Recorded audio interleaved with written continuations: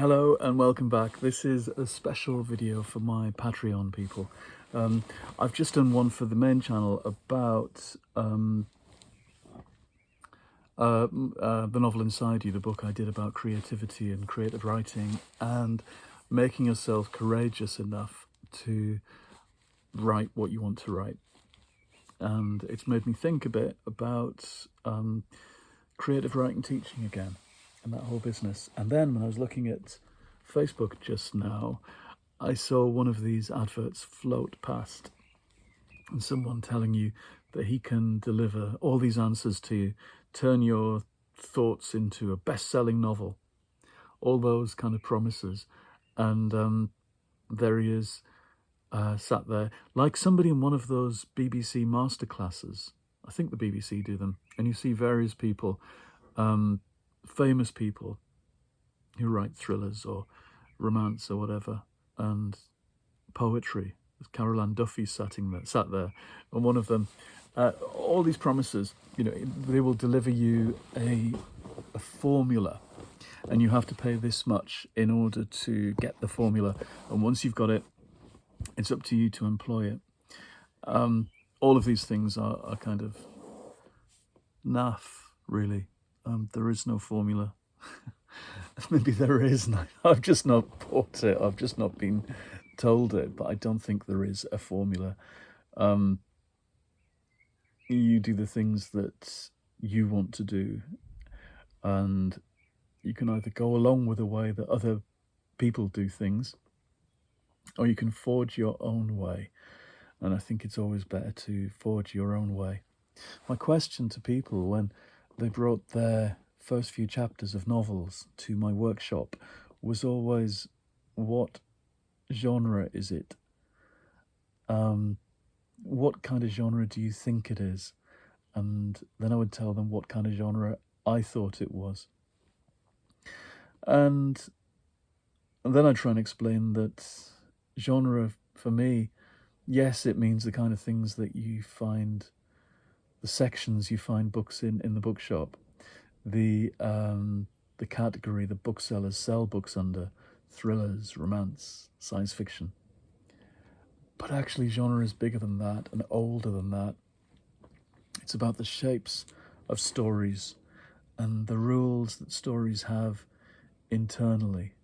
And again, it might look like a recipe, it might look like a key to success, like in the thing that the fella's looking for in Middlemarch, George Eliot's Middlemarch, is it Casaubon?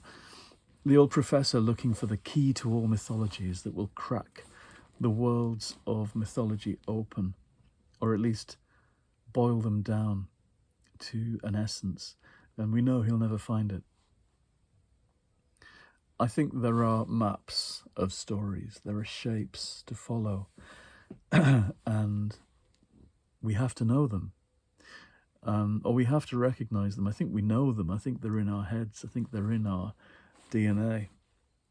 We've absorbed them somewhere along the line. We just have to remember them. And I think storytelling, not to sound pretentious, is a process of uncovering, rediscovering stories that we know. And part of the tools for telling them is that slow uncovering and remembering of the fact that all the stories are inside us. And we call that, I guess that's reading, isn't it? We uncover them by reading other people's stuff and by seeing what the construction of other people's stories are, how one book leads to another, that they branch off and form another kind of diagram that connects them all. Who has read who knows about who was influenced by who, and that people generally writers are telling the same stories again and again, slightly in disguise. That's what you realize when you read a lot, that each new book is a further attempt of breaking into the labyrinth of the stuff they know deep down, and that every book is a door opened into that labyrinth. And sometimes they get stuck and they get lost inside, and other times they come out too soon. They've made the search, the getting lost too easy. And I think all of that is a very complicated kind of thing to do. And it's not easy. It's not, here's somebody famous who will tell you, these are the 5 things you must do for success. It's like the adverts in old issues of the Reader's Digest. Improve your word power, or here's Mr. Universe come to tell you how to improve your muscles.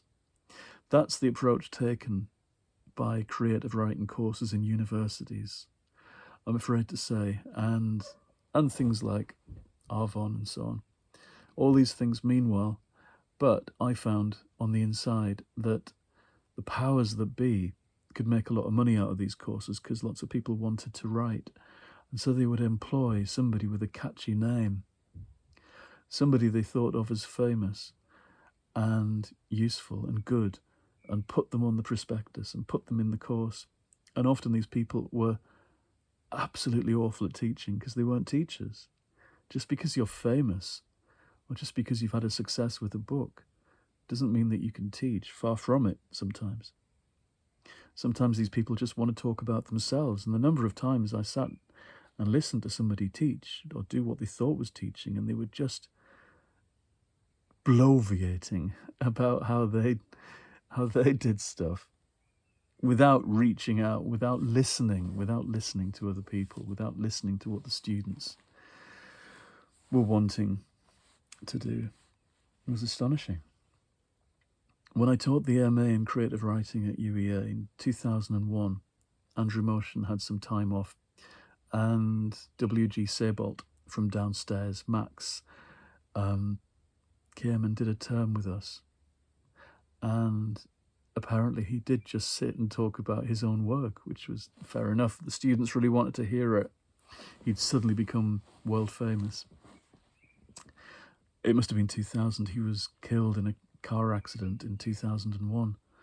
And so they were doubly glad that he'd been sat there and talked in this kind of mischievous, gnomic fashion about how he did what he did in his books, which was all marvellous. And people came to me with lists of things he'd said that they just sat and transcribed, and they called them maxims from Max.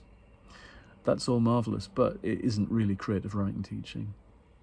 It's holding forth on the topic of himself, which lots of teachers do in creative writing teaching. You're listening very hard to the students and finding out what it is they think they're writing, what it is they want to write, and try and push them in that direction. Try and make it seem possible. Try and give them all kinds of tools that they might use on the way. It's like a kind of game of Dungeons and Dragons. What do they need? What do they need to be equipped by to face this world, this foreign world, this alien land? And what are the maps looking like? What's the legends told about this kind of territory? I've never really played Dungeons and Dragons. I'm just imagining what it must be like. And I imagine it must be like what I think writing a novel is like, in that you're living, and as you live in this world, you're creating it at the same time. And every step you take is deeper into a world that you're still piecing together imaginatively. Very, very odd thing to do. And I can almost see it as a cartoon, somebody walking into a world that starts sketching itself around them, and the colours start arriving and the sounds. That's how I imagine fiction working, that with every step forward, the world is more fully realised. And I think it is a kind of magical process. You just have to be in the right space to do it. At the same time, I think you have to sit down every day and practice it. It's magical, but it's not mystical. If there is any way to split those hairs, I think it's a magical thing to do, and I think it draws upon deeply magical things that human beings have always believed in, that words are power and create worlds. But I think you have to be practical about the way you set about it. You can't waiting for magic. You can't sit there waiting for magic to happen, for lightning to strike, for the mood to be right, because you'll never get anything done, which is why I sit down every day and do at least 1,000 words on the current project, and why I write in my journal as often as I can, and why I do things that don't involve words, like drawing and painting, to allow the words to grow back almost by doing something that's visual. And I think those are just strategies I've found. They won't work for everyone, but it works for me to have those kind of routines, that kind of rigmarole each day to work through, can generate the kind of atmosphere that I need for working in. Anyway, that's me rambling on about working methods, because I saw an advert in which somebody says, it's easy to do, you just have to pay me this. The thing I was going to say about people employing famous writers to teach was that they thought that all you had to do was put the students in a room with these people, and it would somehow, by osmosis, sink into their skins, and they would become good writers. They would learn something just from being close to people who are recognized as famous and good at what they do. The same thinking is there in literary festivals, and people flocking to see the great and the good and then get their book signed afterwards. Getting your book signed is a nice thing to do, but it is a weird thing as well, isn't it? Somebody authenticating your copy by pressing on it and writing in it. I knew someone who was a poet who went round collecting, in a joking fashion, but she still did it, detritus from poets that only went up in price once they were dead. And she had little files of things like Ted Hughes's dandruff or a hair from the head of Seamus Heaney, things that had dropped off them and fallen into the books as they signed them, and she would squash them and take them home and put them in little files. That is weird, isn't it? And somehow kind of voodoo-ish. And I remember Sue G, who's a lovely novelist, and she wrote a novel about ladies who went to literary festivals. And I think this was meant to be funny, but there's a very, very funny scene at the beginning where the two ladies queue to see Doris Lessing, and they eventually get there and get their book signed, and they revere Doris Lessing. And Lessing sat there, and they talk about her afterwards and say, she had very wise eyes, didn't she? Doris Lessing, like a gorilla's. Which made me laugh a lot. Poor Doris, who was the nicest person. We had lunch with her once at Lorna Sage's. She invited me and Jeremy to come round and sit with her. Lorna, of course, was very ill with emphysema, and this big drop leaf table was needed pulling away from the wall. Well, Rupert was cooking, and Lorna couldn't move furniture, of course. So me and Jeremy had a go, and we were tugging this huge, heavy table about. And Doris stood up and she was 80-odd, put her weight behind it and gave it an almighty shove and put this table exactly where it should be, which made us feel a bit dithery and soft in comparison. That's my Doris Lessing story. She didn't have eyes like a gorilla. Anyway, I don't know how I got to that. Being in the presence of greatness. That's what it was. The false reverence we have in this country for that kind of thing, and the idea that you can sit in a classroom and learn just by being in the presence of somebody is ridiculous. People have to have things to teach you. They have to know how they do what they do themselves in order to teach you. And I think that takes actually humbleness rather than showing off. A lot of these people used to go around showing off. Doris Lessing actually was very humble when you met her. She was the real thing. but I knew a lot of show-offs who thought they were the real thing, who really weren't. And actually, Max Seybold was very humble, although he was being vaunted all over the place, and people were sucking up to him all over the place, and they were as well. He was very humble and very amused by all of that. And I think I told the story before about somebody very famous who kept chasing him, and he took me aside in a bar and he said, "Keep that woman away from me.